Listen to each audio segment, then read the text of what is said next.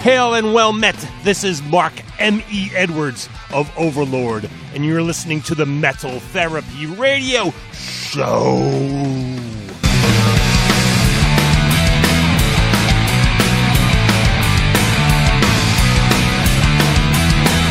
Hail, thank you for inviting me to this interview. It's the very first one after Overlorde has released our new 3-song demo titled 2017 Demos. For myself, I first started taking guitar lessons in 1971 at age 10. I started off as a fan of country music because of my parents. Then in high school, around 1976, I discovered hard and heavy rock. This is when I became a fan of such bands such as Rush and UFO, and this started me towards my path to heavy metal. I then became hooked on heavy metal during my freshman year at college. It was at Old Dominion University in Norfolk, Virginia.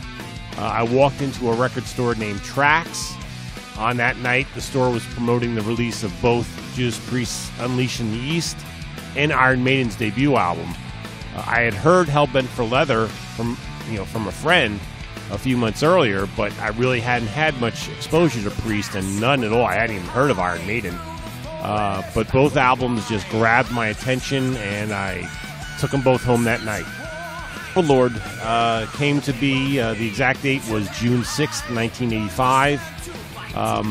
At the time, myself and the bass player John Kong Benucci were the people who had started the band. We had a drummer named Harry who never went on to playing shows or record with us, but he was there that night. And a singer friend of mine named Hector Santiago, who was never in the band, but he was there that night, he was there also. And after rehearsal, we went down to the parking lot and hung out at Kong's van. At the time, he wasn't even known as Kong, he was just known as John yet at that point. And we're standing around, brainstorming band names, and both Kong and I said the word Overlorde at the same time. Now, the way we said it, it was... in our heads, we were saying Overlorde without the E, the way it's normally spelled.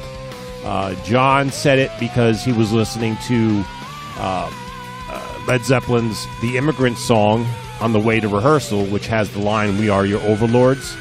And for me, I'm a huge World War II aficionado. I love World War II stuff. And that day was actually the 41st anniversary of D-Day, which is Operation Overlord. So since both of us said it at the exact same time, we knew it had to be. We had to use that name. And we just added the E, making it a little more medieval, since a lot of our songs were about fantasy. Star Castle, Ogre Wizard, Snow Giant. And also we thought maybe there might be another band out there with the name Overlorde, the way it's normally spelled without the E. So we added the E, that's the other reason we added it. The current lineup of the band consists of myself and Kong from the original 1980s lineup. Over the past 3 years, we've had to welcome 2 new members into the band. Both of their names are George. The drummer, George Genera, is from Portugal, but he moved to the United States to New Jersey, not far from me, in his teens. And we became good friends in the early 1980s, and we're even in another band together at one point.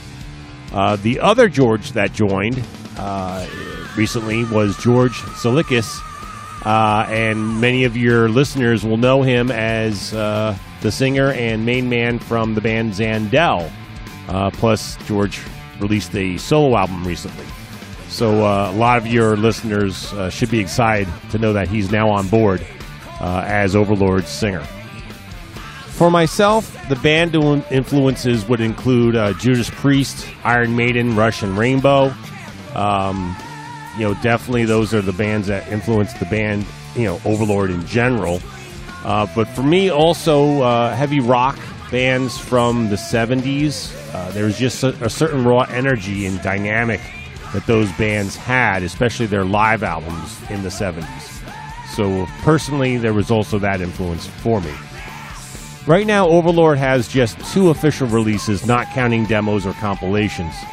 We have our 1987 EP, which we self-released on vinyl through our own Strike Zone Records label. Then our full-length album, Return of the Snow Giant, was released on Sonic Age Records right there in Greece a Greek record label. That was in late 2004. That album went on to be named as one of the top 100 U.S. metal albums of all time by Death Forever magazine in their July-August 2015 issue. And that was a great honor. And so that was something cool. And then just, like I said, those were the two main releases. And then recently we had a new 3-song demo called 2017 Demos. The purpose of this demo was to introduce the new lineup to the world and see what type of record label interest there might be and see what metal festivals might be interested in having us come perform. Those recordings are available to stream and or purchase as downloads at www.overlorde.com/music. And again, Overlorde with an E at the end. We have no live shows planned currently. We are concentrating on writing, for the full album. But we do envision doing some metal festivals, once the album is released, maybe playing some other shows, Europe, United States. That would be great. We'd love to get back to Europe and get in front of the fans. Our future plans, get the new full-length album released, play some shows, eventually issue a re-release of the 1987 EP because that was never released on CD, and hopefully release a few more albums with Overlorde. We've got a ton of material. We got to get it out, and we really want to make that happen. To close, to wrap up, we hope your listeners will enjoy the new songs and support Overlorde. They can hear them again. They can hear them at www.overlorde.com/music. They can also sign up for our newsletter there, and then check out and follow our social media websites. So thanks again to you, Christos. Hail to you, huzzah, and we'll see you in the metal battlefields.